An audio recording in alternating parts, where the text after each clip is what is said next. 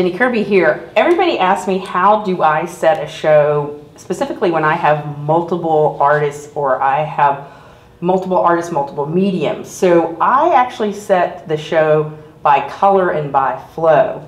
So when Jan and Linda brought me these pieces that are on this really long wall, these three, obviously, because of the color flow, went together perfectly in my eye.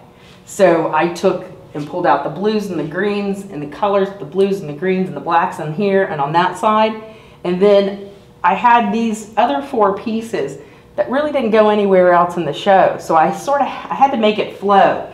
So I took basically the inspiration from this pink dot and pulled the burgundies and the blues and the reds and the greens this way.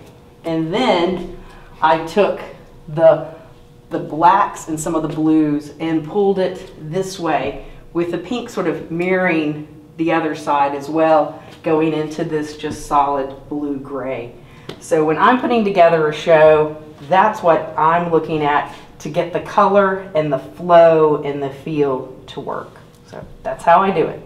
Okay, we're going to talk about these three pieces. Two of them are on the outside by Jan, the one in the middle is by Linda. And we previously were talking about how I hang a show and how these were put together. For me, it is the color and the feel of these three pieces just needed to be together, even though I have just found out that they are not even the same place. So Jan, tell me your perspective of pulling together these three. Well, like you said, it's the color, but I think another theme is graffiti.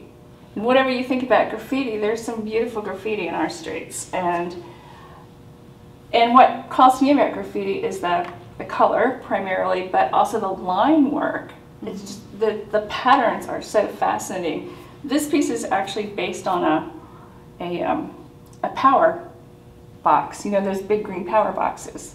So that's the label, the inspection sticker of it. And then this beautiful blue swoosh really spoke to me, and then the black and white lettering. So. And then I'm assuming the same on the other side. Yeah, pretty much the same. That's a doorway behind Broad Street. I'm not sure what the exact address is, but again, it was the starkness of the sign, the official part of it, and then the color and the flamboyance of the graffiti.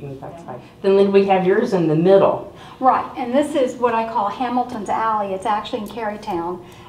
Hamilton Glass did the mural on the side of that little shed, and going from Shepherd to Colonial, yes. And so it was a day that was cloudy, and I had to get something done for an event that was going on. So I moved ahead. Now this is done in gouache, which was a kind of a new medium for me before I started this project. But it was perfect for doing this detailed work and doing all the architecture that I wanted to use. And I could get it fine enough to actually suggest some of the graffiti. And as Jan said, there's of course, Hamilton's mural is not graffiti at all, but there is graffiti in other places.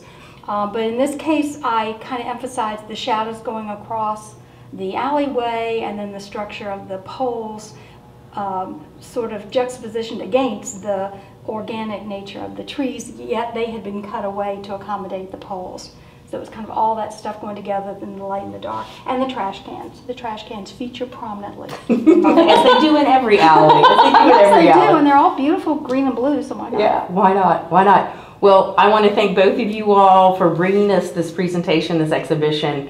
If you haven't seen it, please stop by Crossroads Art Center and take a look at it. It's in Gallery 2, which is in Building 2, and I think you will just find these little treasures absolutely perfect. So thank you both. Thank you. Thanks for having us. Yes. We enjoyed it.